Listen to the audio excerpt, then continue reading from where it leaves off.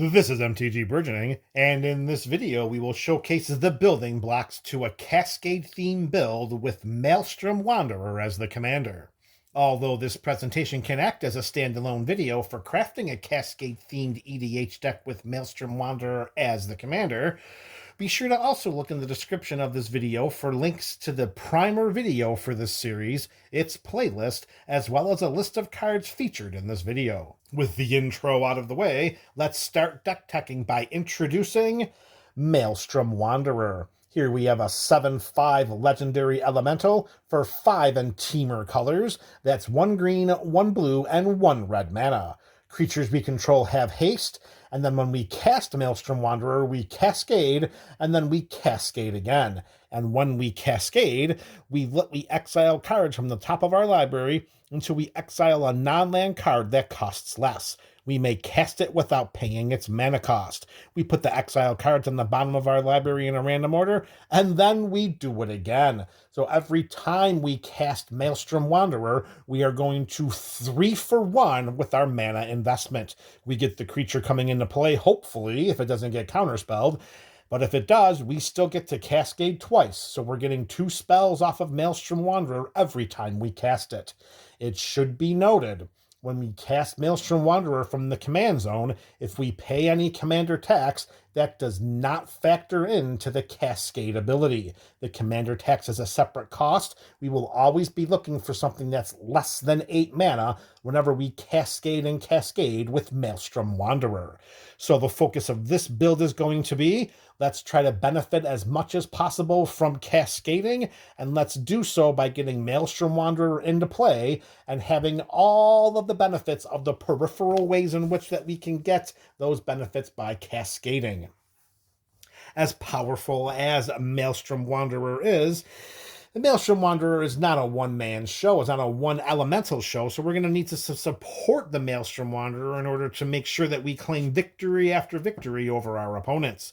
So I present to you a list, a lengthy, we got a smattering of support cards for our Cascade theme, and they are presented to you in alphabetical order. The first card is Animar, Soul of Elements, a 1/1 legendary elemental for our Teamer colors. It has protection from white and protection from black, so you are not going to Swords to Plowshare this creature, you're not going to Path to Exile it, you're not going to Assassin's Trophy it. There's a whole heck of a lot of white and black spot removal spells that Animar just says no to. And whenever we cast a creature spell, we put a +1/+1 counter on Animar, and creature spells we cast cost 1 less to cast for each +1/+1 counter on Animar. So what in the name of the multiverse, how is Animar going to sync up with the Maelstrom Wanderer? Well, they don't. The Maelstrom Wanderer is going to help us with our cascade, and Animar is just going to receive the benefits of those cascaded spells as long as they are creature spells. The true reason why we included Animar in this build is for a backup plan. Maelstrom Wanderer is a healthy 8 mana. That's pretty pricey for a commander these days, and if we need to get things going in a quicker direction and get some of those biggins onto our side of the battlefield without cascading into them for free, then Animar Soul of Elements can do so with those +1/+1 counters. All we're looking to do is to reduce the generic mana values of those creature cards so that we can cast them on the cheap and get them onto our side of the battlefield ahead of curve. That's a great way to lead into getting Maelstrom Wanderer into play, or it's a great replacement if it's indisposed in the command zone, languishing from overtaxation. One of the first biggins we have here is a rightfully upshifted card from common to uncommon, an Annoyed Altasaur. Here we have a 6/5 dinosaur with reach and trample for 5 and 2 green mana, and it too has Cascade. Can you believe that when this card first previewed in Magic the Gathering, it was set at common? How is that possible? A 6/5 with 3 keyword abilities that gives us an additional spell to cast just for 7 mana? Well, MH3 saw that the value of this card was way better than common and upshifted it to uncommon. And again, if we cascade into the Annoyed Altasaur and cast it, well, we get that cascade ability too. All right, next up, one of the creatures that unfortunately we are not going to be able to cascade into with Maelstrom Wanderer. However, what it brings to the table is going to help us anyways, and that is Apex Devastator, a 10/10 Chimera Hydra for 8 and 2 green mana. That's a total of 10 mana value, of course. The Maelstrom Wanderer is 8. The Annoyed Altasaur is 7. So if we exile Apex Devastator while we're cascading with either or both of those creatures, well, then we just have to make sure we get it back onto the bottom of our library. And when we do cast Apex Devastator, yes, you're reading that right, we cascade, cascade, cascade, and then cascade again. So when we invest the 10 mana into Apex Devastator, we are 5 for 1ing. We have no idea what's coming, but I can assure you, investing that 10 mana, we're going to get 4 more spells. That's going to be worth it every single day of the week and twice during Friday Night Magic.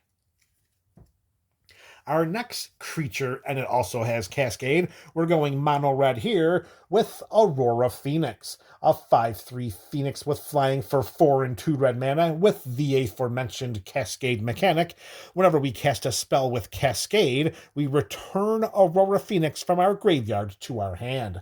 So if we get this bad boy into play and somehow it meets its demise and is sent to our graveyard, well, whenever we cascade with Maelstrom Wanderer or any of our other cascade creatures, we're bringing the Aurora Phoenix from our graveyard right back to our hand. We're going to cast it again. We're going to 2 for 1 because we've got Cascade itself, and we're just going to reap the benefits of outproducing our opponents, advancing our board states, and just overwhelming them in combat.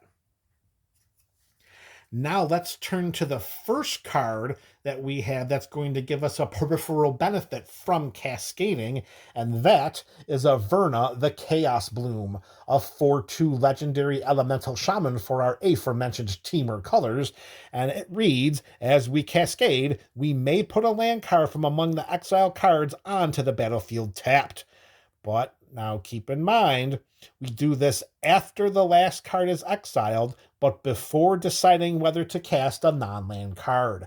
So we could actually whiff here. It is a possibility that we don't even get to reveal any of the lands and put them onto our side of the battlefield tapped.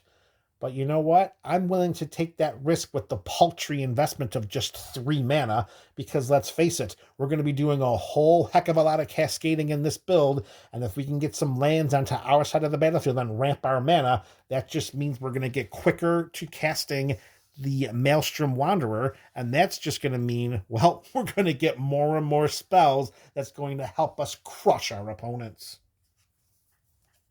One of the most classic cascade spells in all of Magic. It's a Golgari legend, not legendary creature, just legend in Mythos, and that's going to be the Bloodbraid Elf. Yeah, it's such a legendary mythical card, I pronounced the name wrong. If you were an old school Jund Modern player, you know all about Bloodbraid Elf. 3/2 Elf Berserker for 2 in Gruul colors. It has haste and it has Cascade. All right, next up, a relative newcomer to the Cascade scene. Well, here's the thing, is we're really looking to get peripheral benefits from this card, as in we're hoping that the spells that we cascade into are going to help to trigger this card so that we can gain additional benefits, and that card is Eshki Temur's Roar, a 2/2 legendary human warrior for our Temur colors. Whenever we cast a creature spell, we put a +1/+1 counter on Eshki. If that spell's power is 4 or greater, we draw a card. If that spell's power is 6 or greater, then Eshki deals damage equal to Eshki's power to each opponent. So we're going to, similar to with Animar, we're going to need to build up the threat of Eshki by casting these creature spells, getting +1/+1 counters onto her, trying to draw our cards, and then hopefully dealing damage equal to Eshki's power to each of our opponents. Since it's not directly related to Cascade, because it's any way that we cast it, we're going to slide it over here as an additional way in which to supplement Maelstrom Wanderer's Absence if it's languishing in the command zone, and a nice card to pair with Animar, particularly if we're casting creature spell after creature spell. Speaking of casting creature spells, let's get back to doing that, and this one has Cascade 2. It is Ethereum Horn Sorcerer, a 3/6 artifact creature. It's a Minotaur wizard. Its mana value is 4 in Izzet colors. That's 1 blue, 1/1 red mana. It has the aforementioned Cascade mechanic. We can pay 1 and Izzet colors to return Ethereum Horn Sorcerer to its owner's hand. Why would we want to do that? Well, combat tricks are combat tricks. Or maybe we want to just put it back into our hand so that we can cast it and cascade again. Or all of the above. All right, next up here is a great way in which to get the Maelstrom Wanderer into play a little more quickly, as well as other members of our team of biggins. And that is with a copy of Gwenna, Eyes of Gaia. A 2/3 legendary elf druid scout for 2 and 1 green mana. We can tap Gwenna to add 2 mana in any combination of colors, but we can spend this mana only to cast creature spells or activate abilities of a creature or creature card. That's absolutely fine, because as you can see, Maelstrom Wanderer is a healthy 8 mana sitting out there in the command zone, and we don't want it to get too dusty. But we're not done yet, because Gwenna has a fantastic block of text after her mana acceleration ability, and that is whenever we cast a creature spell with power 5 or greater, we put a +1/+1 counter on it. We put a +1/+1 counter on Gwenna, and then we untap it.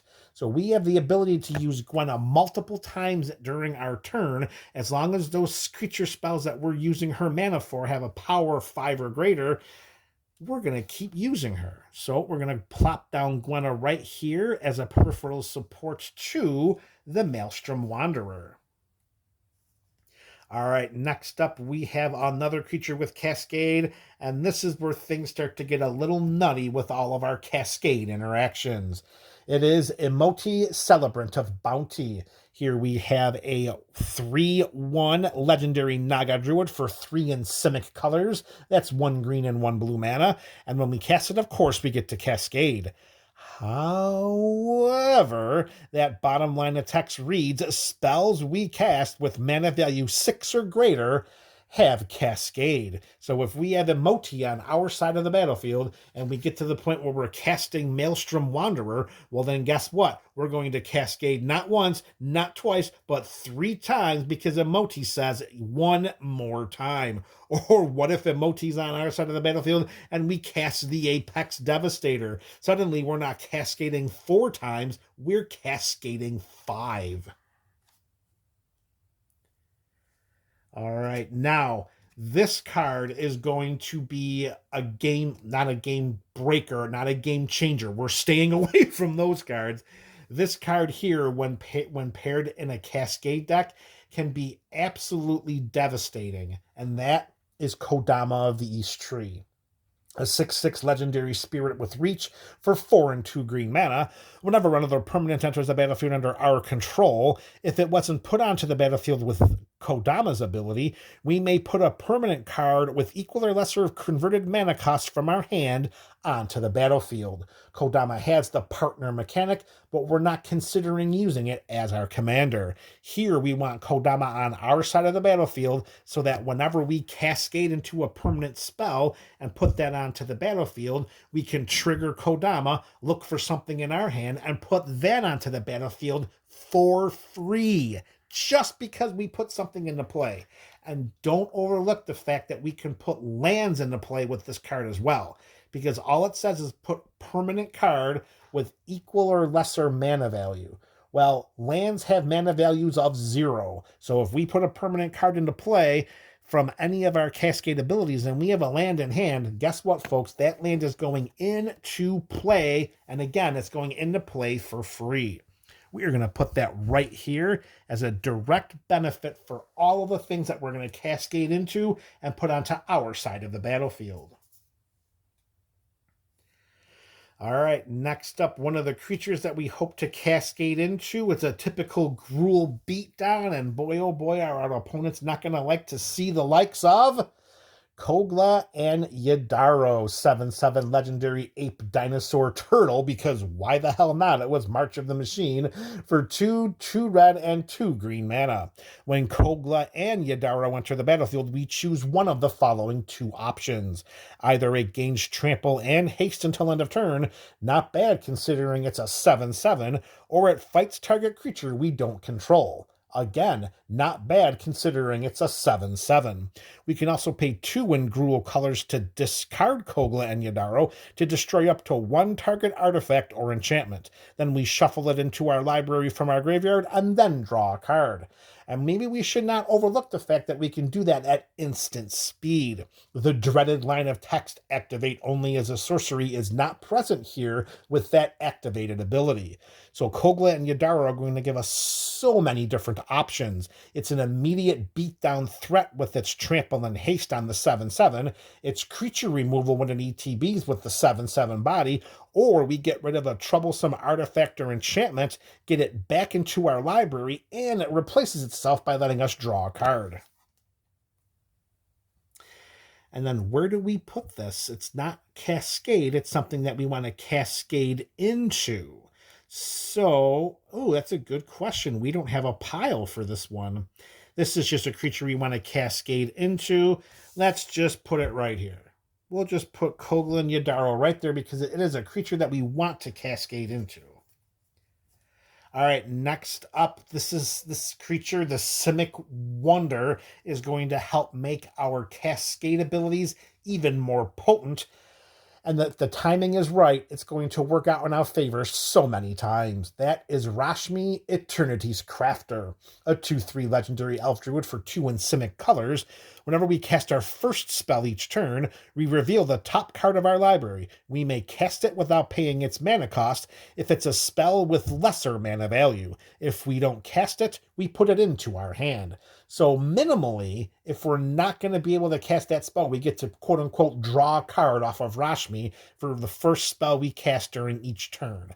So if Rashmi is on our side of the battlefield and we go to cast the Maelstrom Wanderer, we can arrange our triggers in such a way that we can either have Rashmi trigger first, resolve her trigger first, or we can have Maelstrom Wanderer resolve its. Either way, we're going to cascade, potentially cascade a third time with Rashmi, or we're going to put that card into our hand. That is going to be a very nice beneficial card to have when we pair it alongside our different cascade abilities. All right, we're going back to our creatures that have cascade, because once we cascade into one of them, we get to cascade into another. And that is a mono blue dream in Sakashima's Protege. This 3/1 shapeshifter with flash has the aforementioned cascade. It's a little pricey at 4 and 2 blue for just a 3/1, but however, this is a mono blue card and it has Sakashima in the name, so you know it's not going to stay 3/1 for very long. When Sakashima's Protege enters the battlefield, it does so as a copy of any permanent that entered the battlefield this turn. And with that flash mechanic, if it's in our hand, we can just wait for one of our opponents to put one of their oh-so-powerful or troubling or menacing cards onto their side of the battlefield, and then at the end step, bam, 4/2 blue, flash it in. Sakashima's Protege becomes a copy of that card, and we 2-for-1 by getting the Cascade trigger. Minimally, we 2-for-1. Keep in mind, if we have Rashmi on our side of the battlefield and Sakashima's Protege is cast with flash, which means that we can cast it at any time we could cast an instant. If we cast it at the end step of one of our opponents, we are still casting the first spell. That's our first spell that turn. That will trigger Rashmi, which allows us to potentially get another card into play or a card into our hand, and we cascade with the Protege. All right, next up is a nice little mono-red beatdown card that's going to sync up very well with the biggins that we're cascading into, and that is Sarkhan's Unsealing. This enchantment is 3 and 1 red mana, and whenever we cast a creature spell with power 4, 5, or 6, Sarkhan's Unsealing deals 4 damage to any target. That's okay, but let's think bigger, because we definitely have the biggins, especially in our command zone. And what happens when we cast a creature card with power 7 or greater, as the Maelstrom Wanderer is? Well, when we do that, Sarkhan's Unsealing deals 4 damage to each opponent and each creature and each planeswalker they control. That is pretty much a near complete board wipe for all of those middling and nuisance utility and token creatures, any planeswalkers that might be trying to get to their big bang abilities, and 4 points of damage each time we just get to cast a creature spell for 7 or greater. That's going to add up real quick, particularly when we consider that the Maelstrom Wanderer, when we cast that, we're cascading twice. So if we cascade into another creature that has a power 7 or greater, we're just going to keep doing that over and over again until our opponents, their creatures with powers 4 or less, of course, and their planeswalkers are all in the graveyard or shuffling up their decks for the next game. We'll plop Sarkhan's Unsealing on the pile that gives us the benefits for cascading. But keep in mind, we don't necessarily have to cascade. It's just whenever we cast those creature spells. Speaking of casting creature spells with Cascade, let's get back to another one, another mono green edition. This is the Sweet Gum Recluse, a 0/3 spider with the Cascade that we were just talking about, but it also has Reach and Flash. This is all for 4 and 2 green mana, and when Sweet Gum Recluse enters the battlefield, we put 3 +1/+1 counters on each of any number of target creatures that entered the battlefield this turn. This would be a fantastic creature to follow up with any creature that comes into play that gives us any burst creature token production, because let's face it, an army of an army of tall and wide tokens, because Sweet Gum Recluse followed them into play. That's a world that I want to live in, and that's a world that the Maelstrom Wanderer can provide. Can you imagine if the Maelstrom Wanderer cascades into Avenger of Zendikar? Oh, it can't be Avenger of Zendikar. Oh, yeah, it can be Avenger of Zendikar, and then the Sweet Gum Recluse. All of a sudden, we have a horde of 3/4 plants. That's one salad that our opponents aren't going to want to eat. All right, next up, this is going to help us with our creatures when they come into play by replenishing the cards in our hand, and it's going to help to give them haste so that we can send them into combat immediately. That is Temur Ascendancy. For one of each of our colors, creatures we control have haste, and whenever a creature with power 4 or greater comes into play under our control, we may draw a card. Yeah, I'm pretty sure we're going to do that. So with the mana abilities here of Gwenna, we're going to include the Temur Ascendancy as a way in which to give us card advantage and hasty creatures to attack with right away.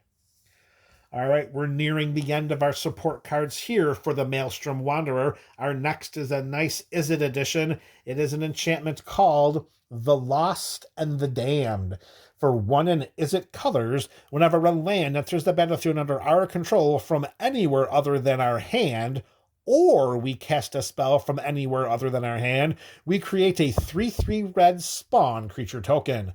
So let me stop and take a moment right here. I know we are in Temur colors, and the possibility exists that some of our support packs may have cards like Nature's Lore, Kodama's Reach, Cultivate, something like that. But we should note right now that this Cascade build is not a featured landfall deck.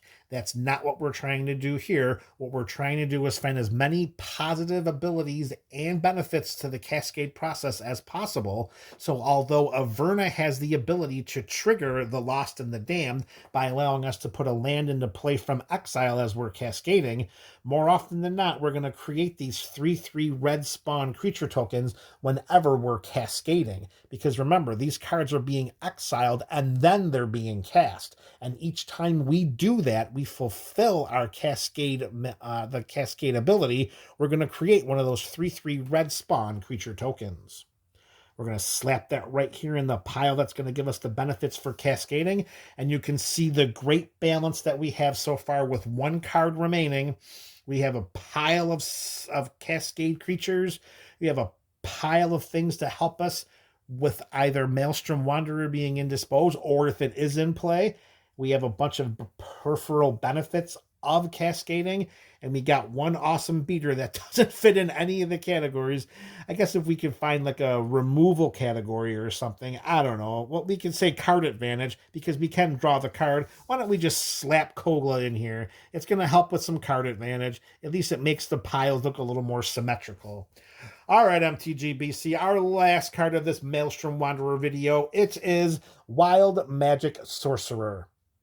A 4/3 Orc Shaman for 3 and 1 red mana. The first spell we cast from exile each turn has Cascade, so that pretty much means for the purposes of the cards that you see here, the first time we Cascade each turn, we get to Cascade again. Because, as I just said, the spells that are with Cascade, we are casting them from exile. That's going to trigger Wild Magic Sorcerer, and as long as it's the first time that we've done it each turn, that spell is going to have Cascade too.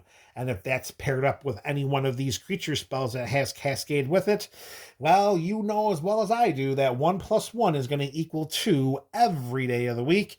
And if the Maelstrom Wanderer is involved, it's going to be a lot more times during Friday Night Magic. All right, MTG Burgeoning community, there you have it. We have a Cascade-themed build with Maelstrom Wanderer as the commander.